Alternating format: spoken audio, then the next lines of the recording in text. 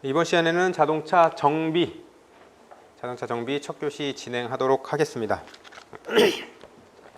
우선 책은 저희 학원에서 요거 책을 만드셨어요. 책을 만드셨는데 이렇게 책으로 만들 줄은 몰랐어요. 책으로 만들 줄 몰랐는데 여기 왜 그 다른 문제집을 선정을 안 했냐면요. 기본적으로 문제집을 선정을 하면은 내용이 너무 없어요. 혹시라도 필기를 하셔야 될 거면은 필기하다가 하루 쫑날 것 같다는 느낌도 많이 받았어요. 그래서 기능사 문제집, 산업기사 문제집 해서 몇 권씩을 살까 했는데 다 부담스러우니까 그 책을 산다고 했을 적에 실질적으로 강의 때 쓸 내용은 그렇게 많지는 않거든요. 비중 자체가. 그래가지고 그냥 기사 문제집은 갖고 있으면 좋을 것 같아서 저희 기본 이론 끝나고 나면은 문제풀이는 이제 기사 문제집으로 문제풀이를 다 같이 들어가고요. 그 다음에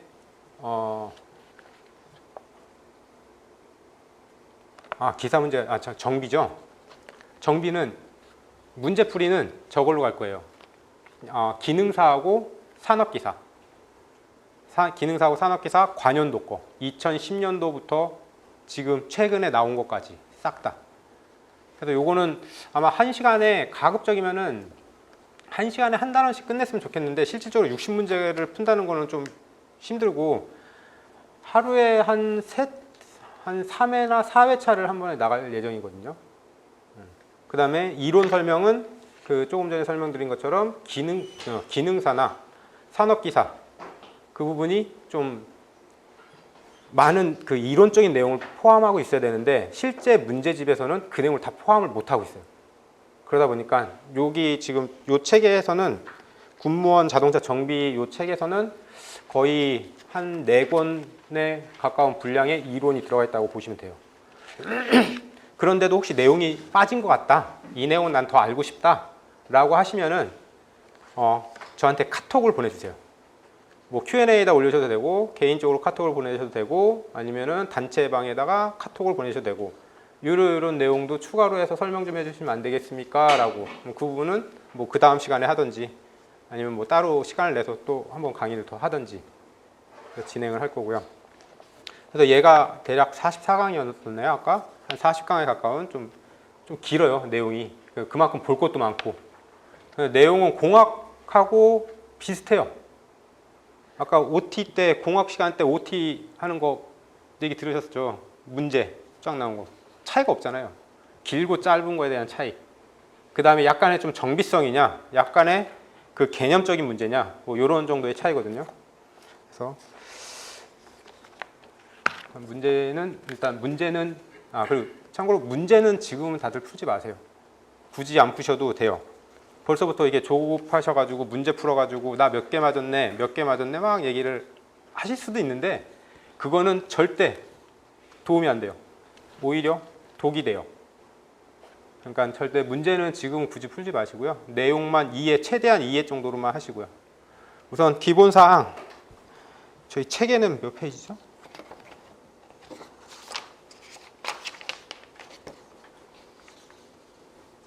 잠시만요. 5페이지 맞나요? 5페이지.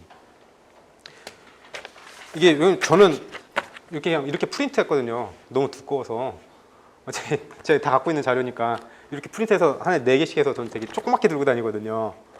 그래서 지금 이 페이지가 혹시 다른가 해서 그러니까 똑같네요. 그래서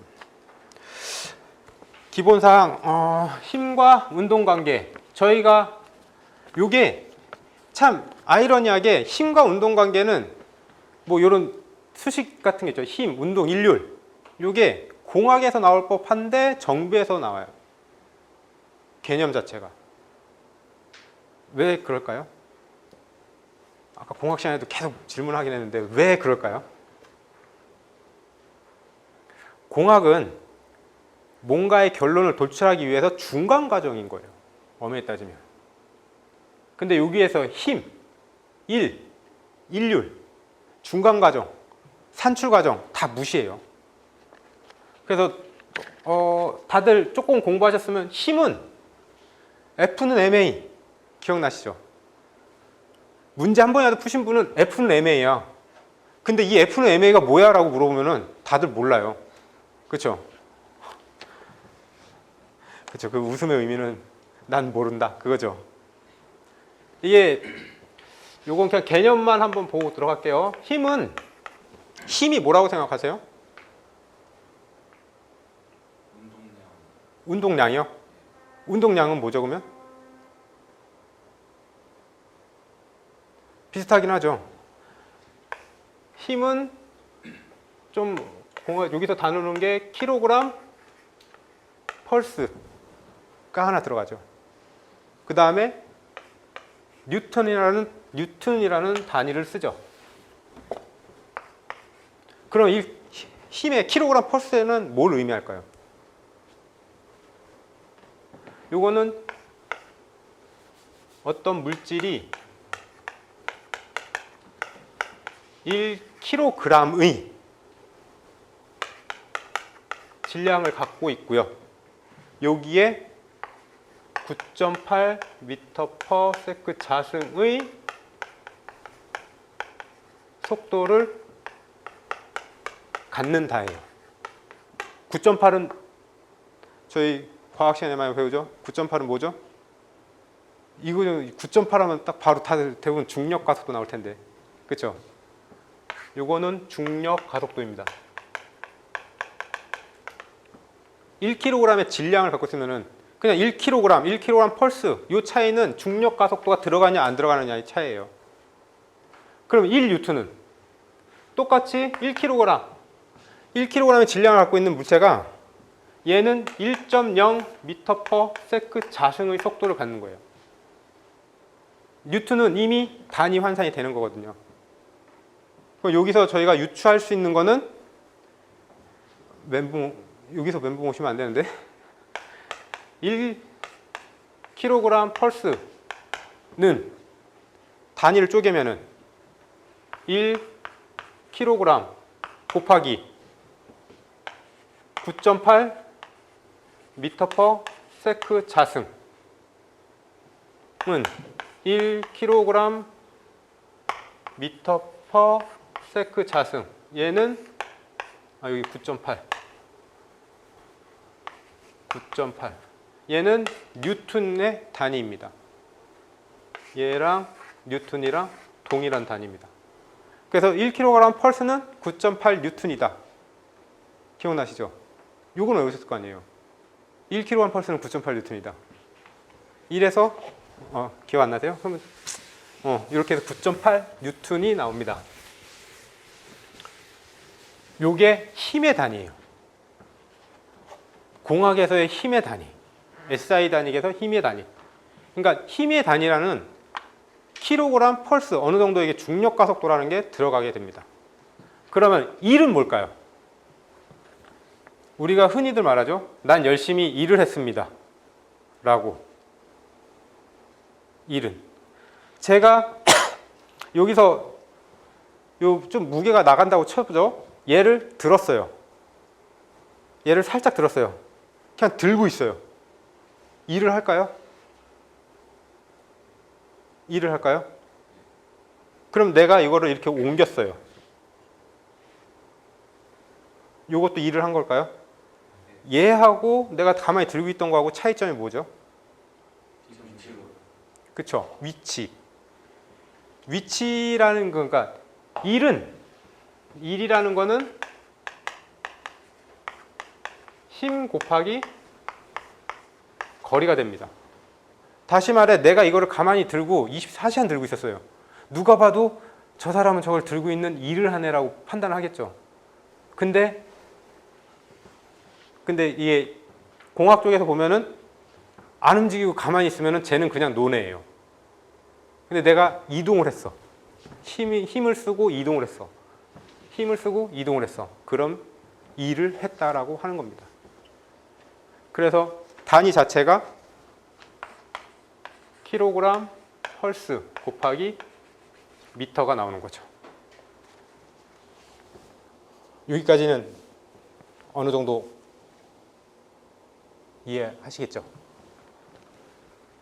그럼 저희는 힘은 뭘로 또 바뀔 수 있다고 했죠? 네? 질량하고 중력 가속도니까 속도를 들고 있겠죠. 그쵸? 곱하기 속도 곱하기 뉴턴 미터니까 질량 나누기 속도가 되고 곱하기 거리가 나오죠. 일은 또 다르게 보면은 요거는 안 적으셔도 될 거예요. 그냥 단위 환산해서 이렇게도 바꿉니다 라고 보여주는 것 뿐이니까. 일은 다시 말하면은 질량에다가요 속도랑 같이 곱해주는 것 뿐이에요. 그냥 천천히 하시면 되죠 뭐. 그래서 돼 있고 저희가 일률이라고 많이 나오죠.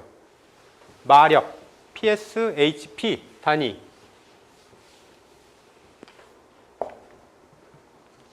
그것도 혹시 처음 듣는 얘기신가요? 일마력 처음 들으셨어요? 아니죠. 많이 들어오셨죠. 그래서 일률은 요거는 이제 일에 대해서 1시간 동안 너가 얼마만큼의 일을 했냐예요. 얘는 시간이라는 걸 주어져요. 몇 시간 동안, 1시간 동안 얼마만큼 했냐, 1분 동안 얼마만큼 했냐. 그래서 저희는 보통 HP라고도 쓰고 PS도 쓰죠. 그렇죠? 영마력이라고 하고도 불마력이라고도 하죠. 저희는 어느 걸 많이 쓸까요? HP요? 요거는 프랑스계의 불마력이고 이건 영국계의 영마력입니다. 그렇죠? PS가 저희 75 기억나세요? 75고 이거는 76이고 단위는 보이시는 것처럼 킬로그램 펄스 미터 퍼 세크. 이거를 전체를 보여주는 게, 근데 우선 이게 왜 75kg이 나왔냐 이 얘기 많이 들으셨죠? 설명 안 해도 되지 않을까요? 못 들어보셨어요? 아 그래요? 이게 저도 정확한 날짜는 기억이 안 나는데 1800년대 정도에 프랑스 쪽하고 영국 쪽하고 한참 유럽 쪽에서 전쟁을 할 적에 영국 쪽에서 실험을 했어요. 말 한 마리가 1초 동안 1m를 가는데 몇 킬로를 끌어올리느냐 봤더니 75kg를 끌어올렸어요. 근데 영국은 프랑스는 좀 말이 튼실했나 보죠. 얘네는 76kg를 끌어올린 거예요.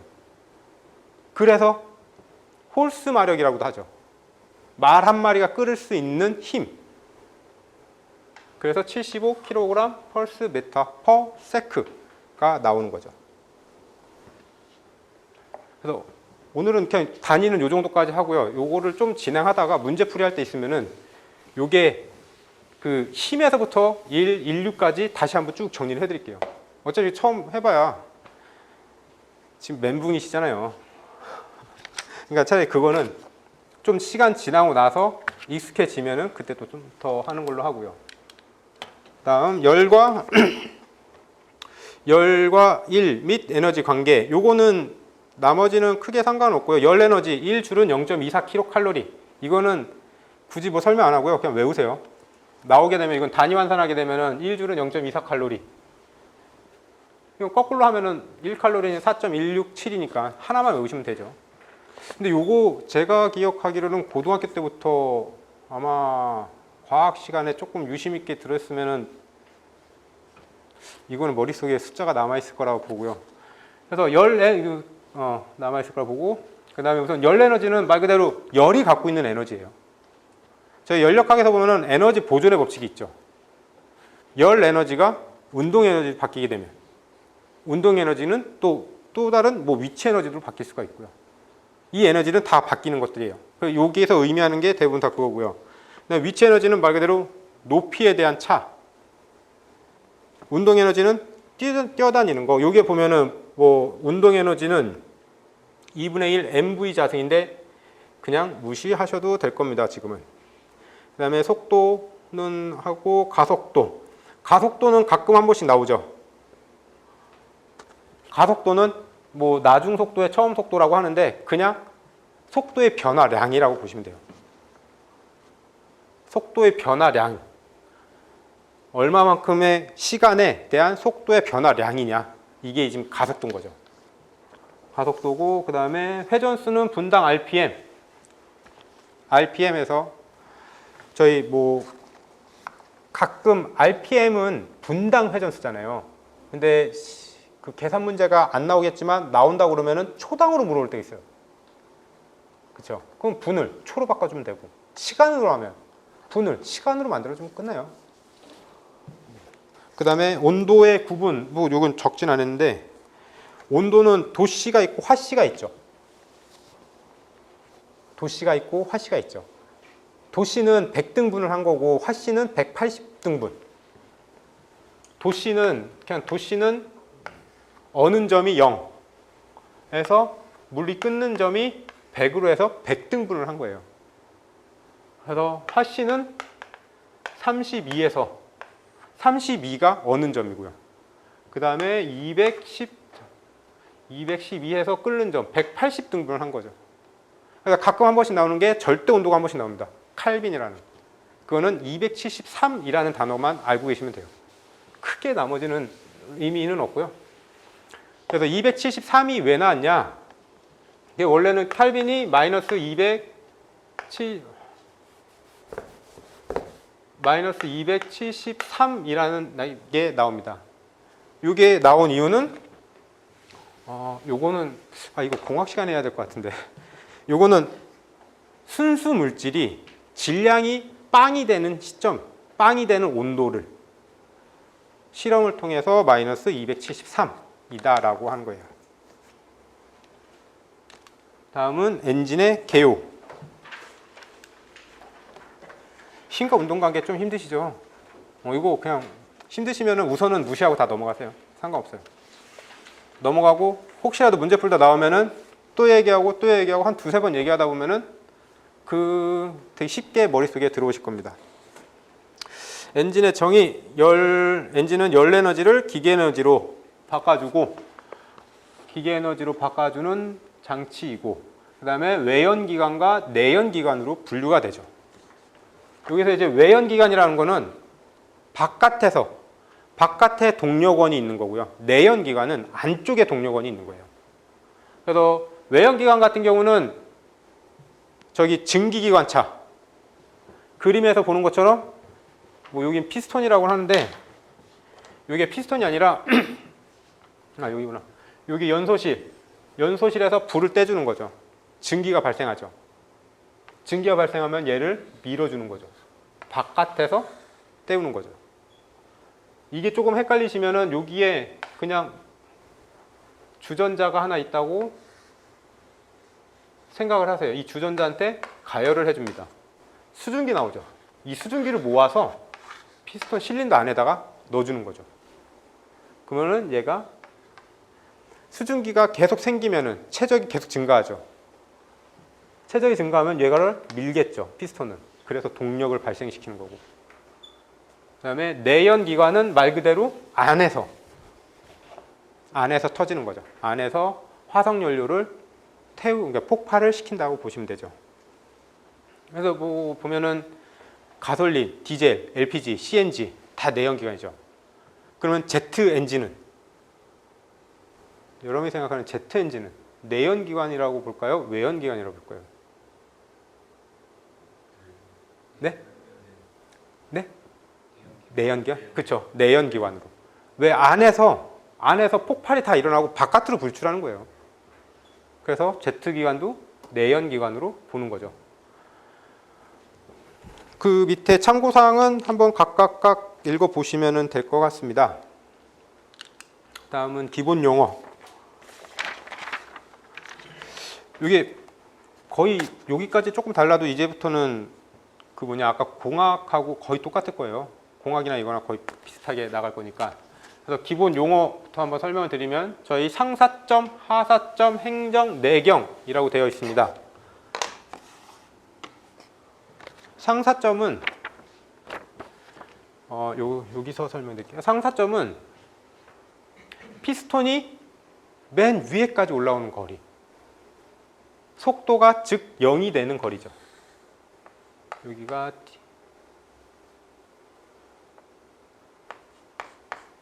여기를 TDC. 파란색 글씨 여긴 보이나요? 여기 혹시 흰색이 잘 보이나요? 파란색이 잘 보이나요? 흰색이요? 요 위를 TDC. 이때 속도는 피스톤의 속도는 어떻게 되죠? 그쵸? 속도는 0이 되는 거죠. 왜 0이 된다고 했죠? 그쵸? 방향을 바꾸기 때문에. 그 다음에 요 맨 밑에 여기는 BDC. 여기 또 속도는 어떻게 되죠? 빵이죠. 똑같이 방향이 바뀌기 때문에. 그래서 TDC, BDC 또는 상사점, 하사점이라고 합니다. 그 다음에 행정은 TDC에서 BDC까지 움직이는 거리 해서 행정, 스트로크이라고 합니다. 그 다음에 내경은 말 그대로 내경. 저희 실린더가 있으면은 요 내경을 말하는 거죠.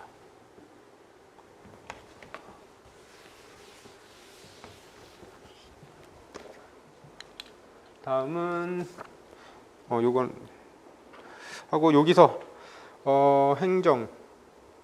그다음에 밸브 오버랩. 저희 밸브 오버랩은 뭐 설명드린 적은 없는데요. 밸브 오버랩이라는 거는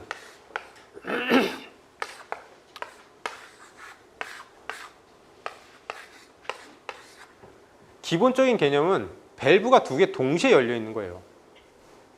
밸브 두 개가 동시에 열려 있는 건데 흡입 가스통에서 흡입 과정에서 열려 있죠.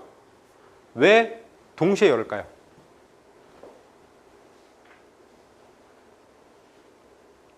그래도 기능사 시험 보셨으면은 사이클 도는 게 네. 대기에서 끝나고 다시 네. 네. 딱딱 맞추면 돼. 그러니까 그걸 왜 얘네 두 개를 동시에 열까요?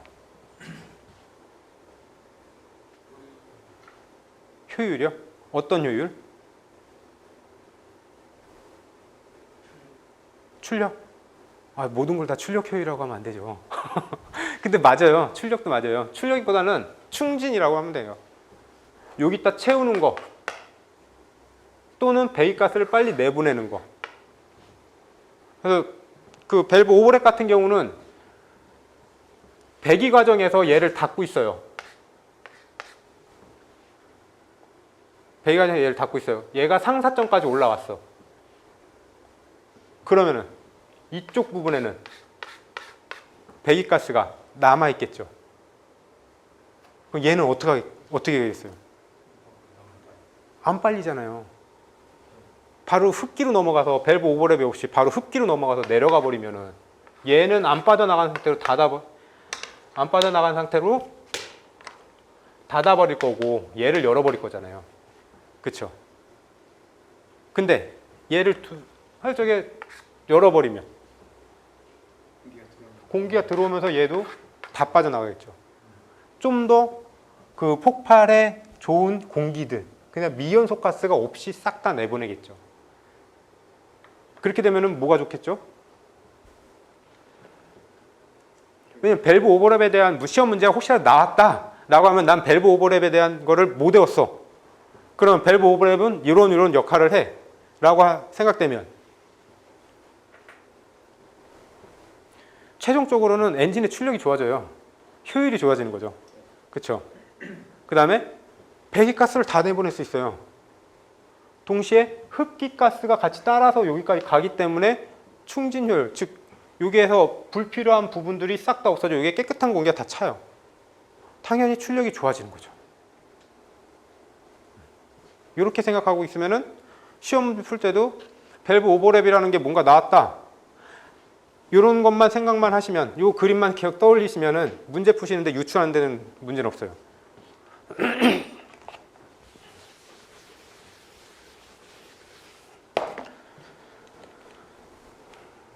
다음은 사용 연료에 따른 분류.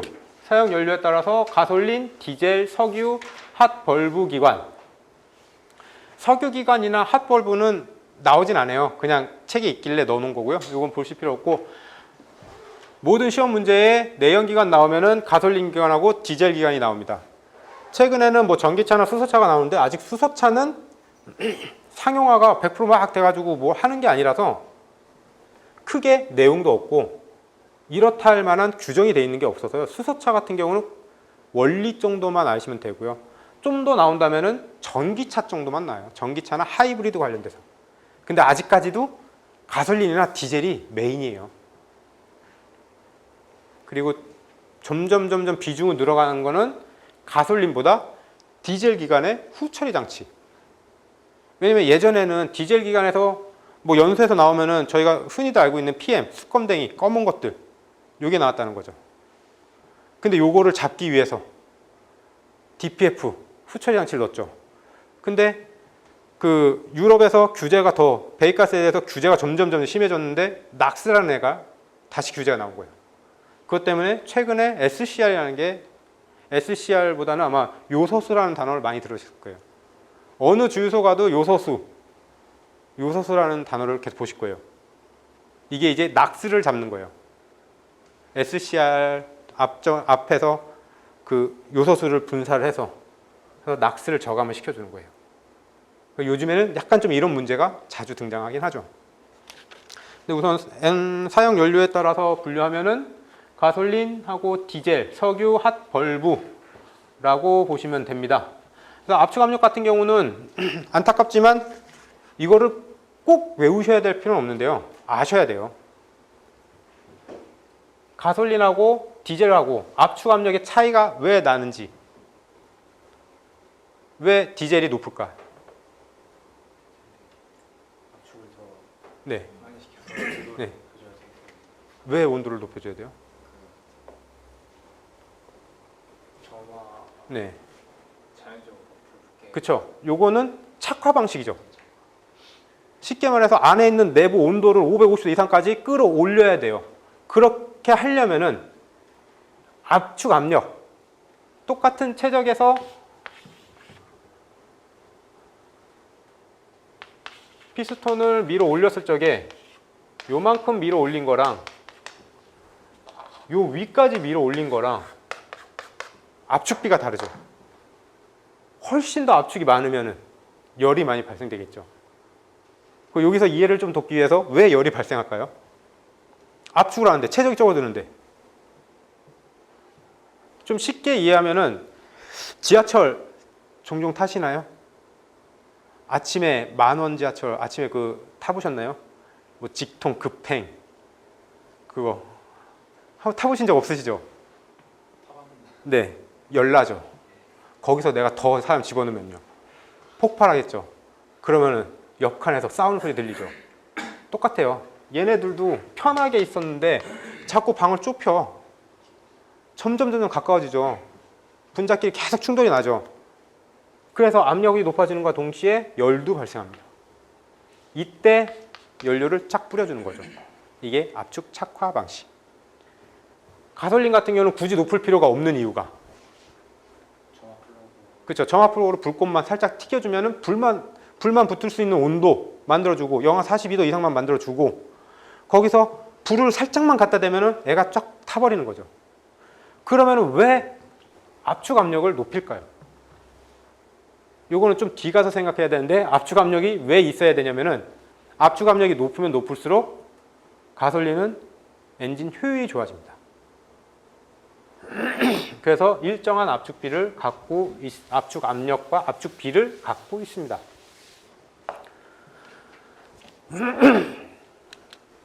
다음은 점화 방식의 분류. 이건 방금 설명한 거랑 똑같죠? 전기 점화 방식, 압축, 착화 방식. 방식이고 그 다음에 기계학적 사이클 분류. 기계학적 사이클 분류는 사이클이랑 혼합기가 실린더 내에 유입된 후 배기가스 나올 때까지 주기적인 변화, 즉 흡입, 압축, 폭발, 배기 해서 4행정 사이클을 보시면 되겠습니다. 그래서 뒤 보면은 공학책보다 이게 조금 더 여기서는 보기 편하시죠.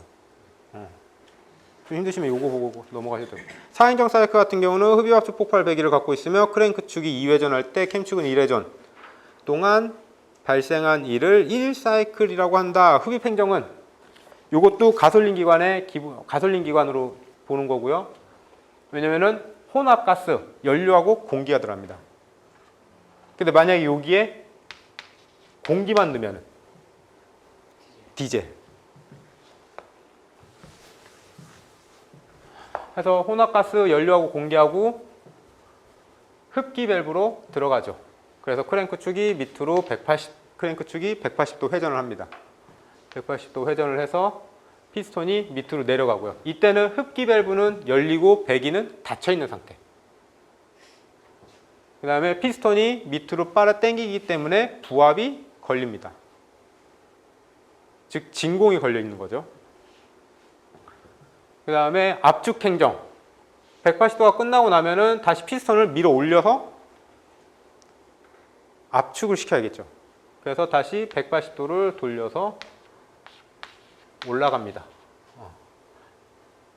여기에 180도 돌려서 올라가고, 그러면은 압축까지는 총 360도 크랭크축 기준으로 한 바퀴가 돈 거죠.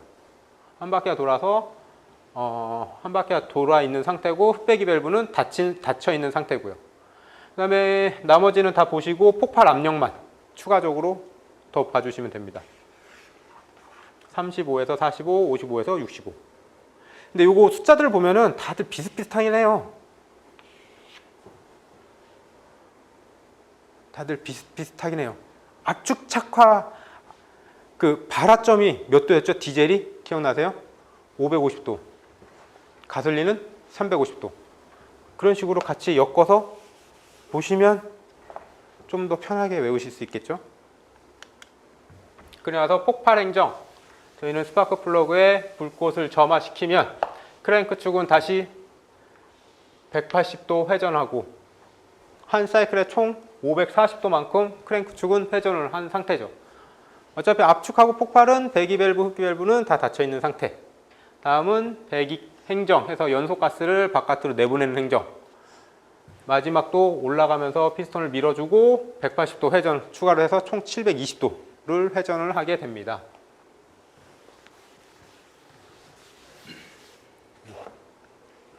그래서 여기서 흡배기 밸브 열려 있고 닫혀 있고는 좀 늘 저거 염두는 해두셔야 돼요. 이거 시험 볼 때 되게 간과하고 넘어가는데, 열림 닫힘을 알잖아요. 아는데 헷갈릴 때가 있어요. 그러니까 이런 거 좀 쉽게 나오면은 늘 의심을 해보세요. 문제가 너무 쉬워. 그럼 내가 어느 함정에 빠졌지라는 걸 한번 좀 고민을 한번 해보시고. 네, 저희 아까 배기량 나왔었죠. 배기량.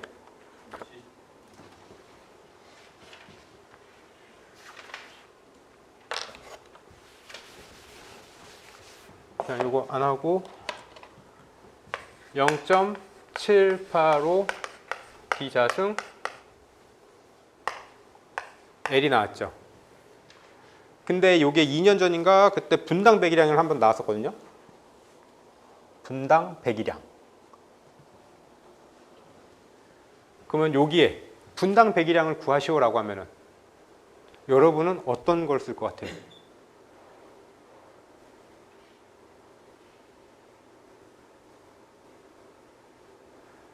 단위 환산하기 힘드니까 시간당으로 하면 좀 그렇고, 저희는 RPM이 분당 RPM이죠.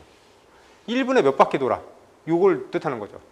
그러면은 원래 있던 배기량에다가 우린 분당 배기량 구해야 되니까 몇 RPM이냐? 1000rpm이다. 곱하기 1000rpm을 곱하는 거죠. 그렇죠? 그리고 4행정과 2행정 사이클은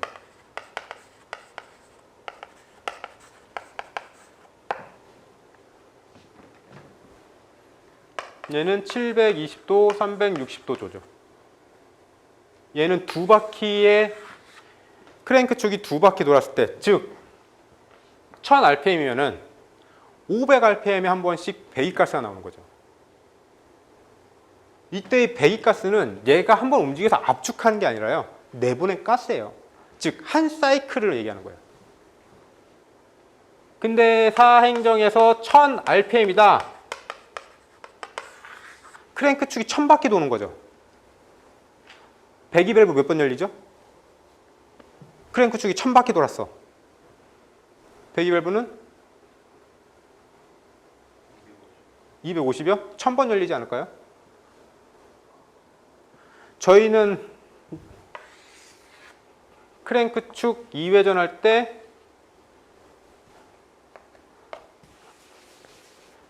크랭크 축 2회전 할 때 캠 축 1회전 합니다. 이 뜻은 얘가 1000바퀴 돌면요. 얘는 500바퀴 돌죠.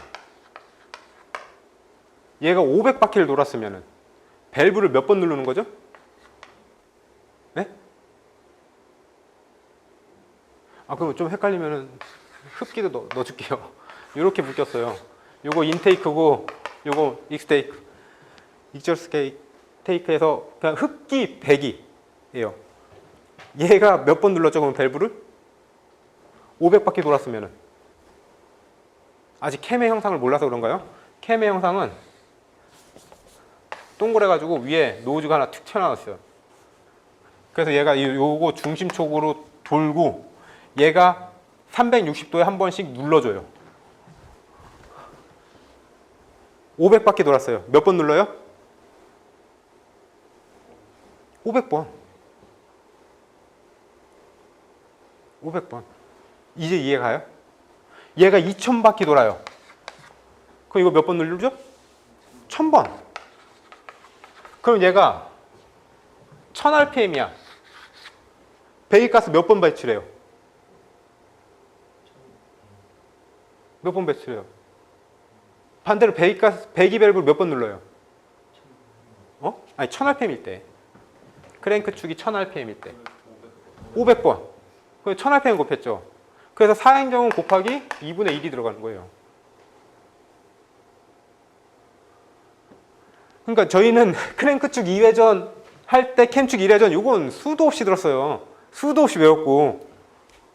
근데 그리고 자 배기량 구하는 거 공식 다 알아요. 근데 여기서 분당 RPM 어떻게 됩니까?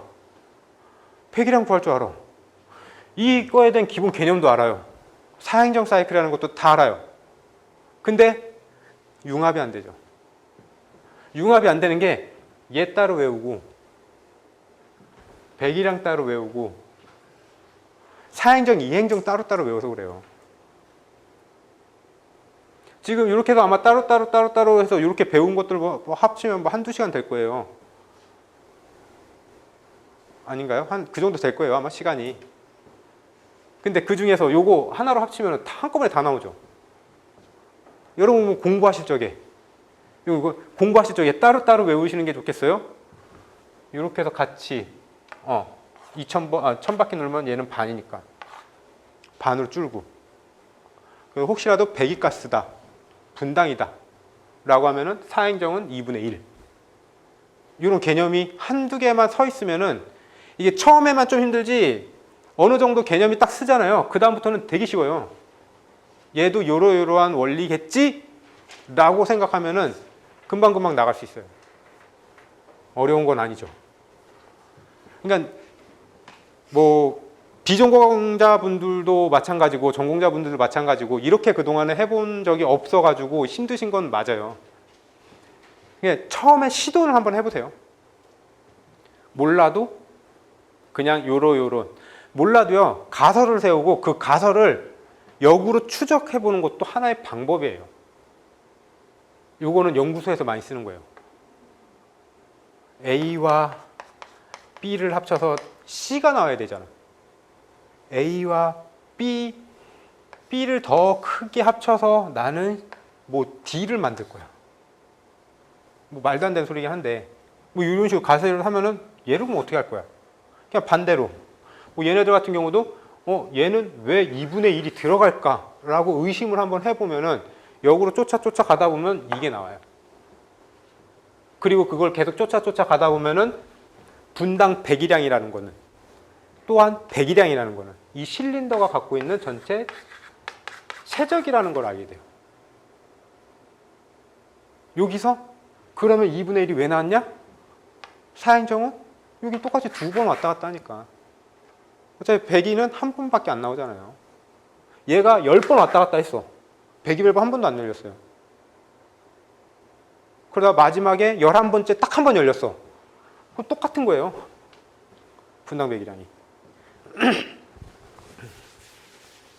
그러니까 이런 개념만 조금만